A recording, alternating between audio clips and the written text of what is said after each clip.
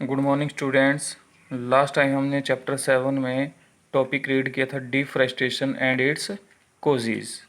आज हम next topic read करेंगे conservation of forest and wild life, कि फॉरेस्ट और वाइल्ड लाइफ को किस तरह से कंजर्व किया जा सकता है। Having become aware of the effects of deforestation, Paheli and Buzo are worried. They go to Professor Ahmed and ask him how forests and wildlife can be saved. सबसे पहले हमें ये देखना होगा कि क्या रीज़न है डिफरेस्टेशन के, और डिफरेस्टेशन होने के बाद उसके एनवायरनमेंट के ऊपर क्या इफ़ेक्ट है, ये हमें जानना होगा। जो प्रोफेसर अहमद है उन्होंने क्या कहा कि हम किस तरह से फॉरेस्ट और वाइल्ड लाइफ को सेव कर सकते हैं। तो सबसे पहले हमें ये जानना होगा कि बायोस्फीयर होता क्या है। Biosphere is that part of the earth in which living organisms exist और विच सपोर्ट्स लाइफ। बायोस्फीयर एक अर्थ का वो पार्ट है, इसके अंदर सभी लिविंग ऑर्गेनिजम्स एग्जिस्ट करते हैं अर्थ के ऊपर। लिविंग ऑर्गेनिजम्स कौन से होते हैं? जैसे ह्यूमन बीइंग की हम बात करते हैं, या फिर प्लांट्स की बात करते हैं, या फिर अगर हम बात करते हैं जो माइक्रो ऑर्गेनिज्म होते हैं, वो सभी के सभी लिविंग ऑर्गेनिज्म में आते हैं। बायोलॉजिकल डाइवर्सिटी और biodiversities refers to the variety of organisms exist on the earth, their interrelationships and their relationships with the environment. Biodiversity refer करेगी वैरायटी ऑफ ऑर्गेनिजम्स, कि कितनी वैरायटी है एनिमल्स की या फिर प्लांट्स की बात करते हैं, तो ये वैरायटी ऑफ ऑर्गेनिजम्स होती है जो एग्जिस्ट करती है अर्थ के ऊपर। और जो प्लांट्स है या फिर एनिमल्स हैं, उनकी कहीं ना कहीं आपस में एक इंटर रिलेशनशिप्स है, आपस में भी है, और their relationship with the environment, और उनकी जो रिलेशनशिप है ये कहीं ना कहीं एनवायरनमेंट से भी जुड़ी हुई है। Professor Ahmad organise a visit to a biosphere reserve for Paheli Boojho and their classmates. He select a place named Panchmadi Biosphere Reserves. He knows that the plants and animals found here are similar to those of the upper Himalaya peaks and to those belonging to the lower western Ghats. जो professor Ahmad हैं उन्होंने एक trip organise किया और वो एक biosphere reserve में गए। वहाँ उन्होंने क्या देखा, एक जो बायोस्फीयर है वो है पंचमढ़ी। वहाँ उन्होंने क्या देखा कि जो प्लांट्स और एनिमल्स थे वो सिमिलर थे। किस तरह के दिखाई दे रहे थे? जिस तरह से हिमालय की चोटी के ऊपर प्लांट्स और एनिमल्स हैं, वो उसी तरह से प्लांट्स और एनिमल्स कहाँ देखे उन्होंने? पंचमढ़ी बायोस्फीयर के अंदर। Professor Ahmad believes that the biodiversity found here is unique. He requests Madhavji, a forest employee, to guide the children inside the biosphere reserve. He explained that preserving areas of such biological importance make them a part of our national heritage. Ahmad ने believe किया कि जो biodiversity है वो एक unique है। Unique means वहाँ पर एक नेचुरल एनवायरनमेंट की तरह है, कि मीन्स किसी की भी कोई भी इंसान वहाँ पर एंटर नहीं कर सकता, या फिर किसी तरह का जो एनिमल्स हैं उनको नुकसान नहीं पहुँचा सकता। ही रिक्वेस्ट माधव जी, उसने माधव जी से रिक्वेस्ट की, जो एक फॉरेस्ट एम्प्लॉय है, उन्होंने चिल्ड्रन को गाइड किया, बायोस्फीयर रिजर्व के बारे में बताया। उन्होंने एक्सप्लेन किया कि बायोस्फीयर रिजर्व के अंदर किस तरह के प्लांट्स हैं, किस तरह के एनिमल्स हैं, और किस तरह से उनको एक नेचुरल एनवायरनमेंट दिया गया।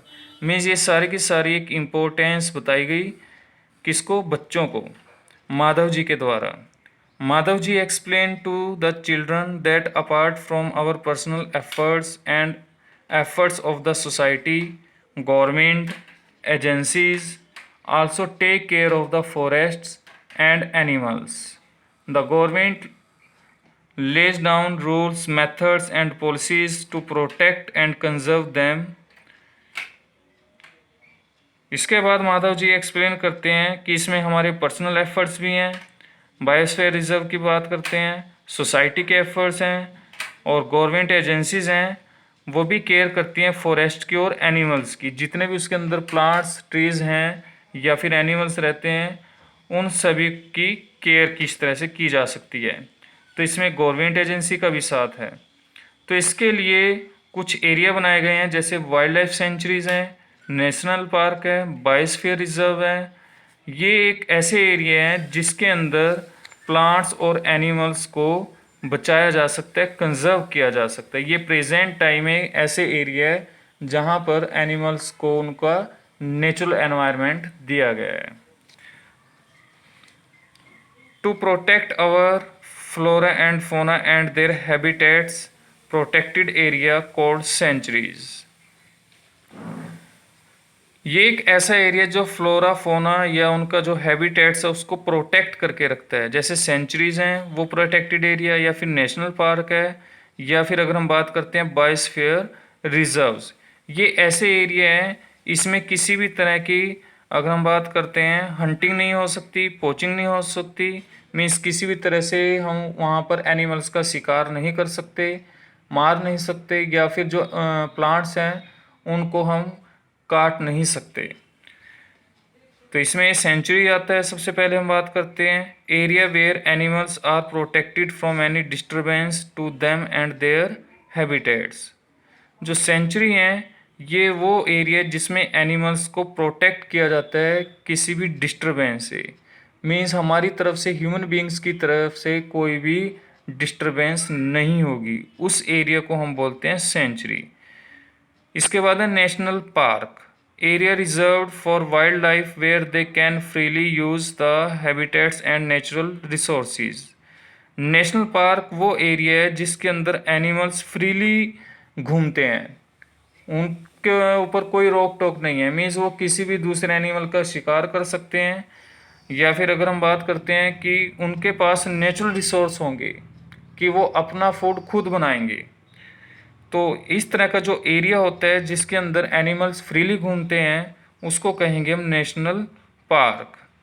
तो इस तरह से यहाँ इस एरिया में भी हम क्या कर सकते हैं कि जो प्लांट्स है, जो एनिमल्स है, उसको कंजर्व कर सकते हैं, बचा सकते हैं। Biosphere reserve, large area of protected land for conservation of wild life, plants and animals resources and traditional life of the tribals living in the area. Biosphere reserve एक बहुत बड़ा एरिया होता है जिसके अंदर वाइल्ड लाइफ, प्लांट्स और animals को हम क्या करके रखते हैं, प्रोटेक्ट करके रखते हैं, और जो रिसोर्सेज होते हैं ये भी नेचुरल एनवायरनमेंट होता है यहाँ पर भी, कि एनिमल्स हैं वो अपना शिकार खुद करते हैं, मीन्स अपना फूड वो खुद बनाते हैं। कुछ एनिमल्स घास खाते हैं और कुछ एनिमल्स मीट खाते हैं, तो वो उनको एक नेचुरल एनवायरनमेंट दिया जाता है कि वहाँ पर जो एनिमल्स हैं वो फूड खुद बनाएंगे अपना। तो ये एक बहुत बड़ा एरिया होता है। तो इस तरह से हम नेशनल पार्क, बायोस्फीयर रिजर्व या सेंचुरी की हेल्प से हम क्या कर सकते हैं कि फॉरेस्ट और वाइल्ड लाइफ को कंजर्व कर सकते हैं, मीन्स उनको हम बचा सकते हैं। इसके बाद हम बात करेंगे biosphere reserve. Children along with the Professor Ahmed and Madhav ji enter the Biosphere Reserve area। जो बच्चे हैं वो प्रोफेसर अहमद और माधव जी के साथ बायोस्फीयर रिजर्व एरिया में एंटर करते हैं, मीन्स उसके अंदर जाते हैं। Madhav ji explain that biosphere reserves are the area mean for conservation of biodiversity. As you are aware that biodiversity is the variety of plants, animals and microorganisms generally found in an area। Madhav ji explain करते हैं कि जो biosphere reserve area है इसमें हमने biodiversity को conserve करना है, और बायोडाइवर्सिटी के अंदर क्या आते हैं, वैरायटी ऑफ प्लांट्स, कि कितने वैरायटी की प्लांट्स हैं इसमें, या फिर अगर हम बात करते हैं एनिमल्स, कितने टाइप्स के एनिमल्स हैं, या फिर माइक्रो ऑर्गेनिज्म की बात करते हैं। तो वैरायटी ऑफ प्लांट्स, एनिमल्स और माइक्रो ऑर्गेनिजम्स, ये सारे के सारे हमने इनको कंजर्व करना है, और ये सारे आते हैं किसके अंदर, बायोडाइवर्सिटी के अंदर। The biosphere reserves help to maintain the biodiversity and culture of that area. A biosphere reserves may also contain other protected area in it। The Panchmadi Biosphere Reserve consists of one national park named Satpura and two wildlife sanctuaries named Bori and Panchmadi।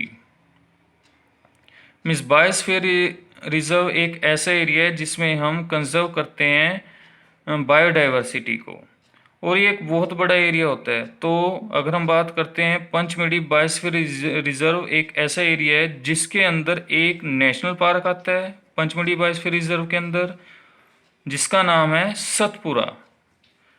ये एक national park है और 2 wild life sanctuary है, और उनके name क्या हैं, बोरी एंड पंचमढ़ी। मीन्स ये ऐसा एरिया है जिसमें प्लांट्स, माइक्रो ऑर्गेनिजम्स और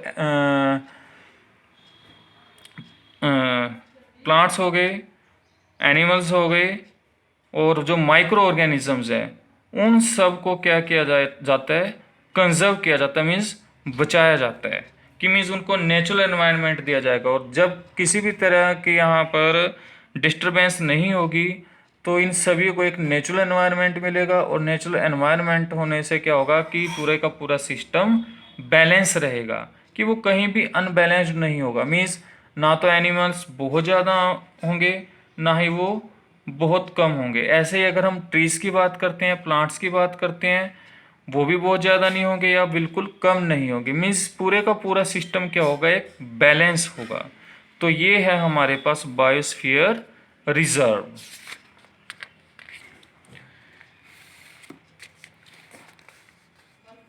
इसके बाद हम बात करेंगे फ्लोरा एंड फोना।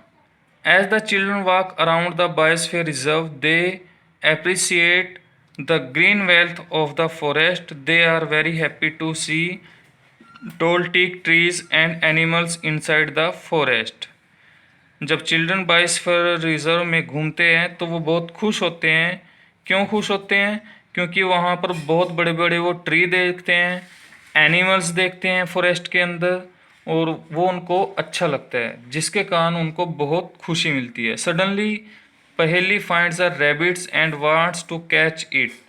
अचानक से एक रैबिट्स को देखते हैं और उसको पकड़ने की इच्छा होती है, and wants to catch it.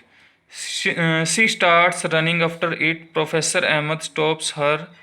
He explain that animals are comfortable and happy in their own habitat.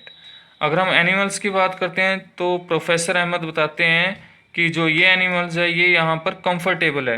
Comfortable means कि वो बहुत खुश है क्योंकि उसको नेचुरल एनवायरनमेंट मिला हुआ है, क्योंकि किसी भी तरह की यहाँ पर डिस्टरबेंस नहीं है, तो इसलिए वो यहाँ पर एनिमल्स कंफर्टेबल हैं। और इस कंफर्टेबल होने के कारण क्या है कि वो हैप्पी हैं, खुश हैं यहाँ पर।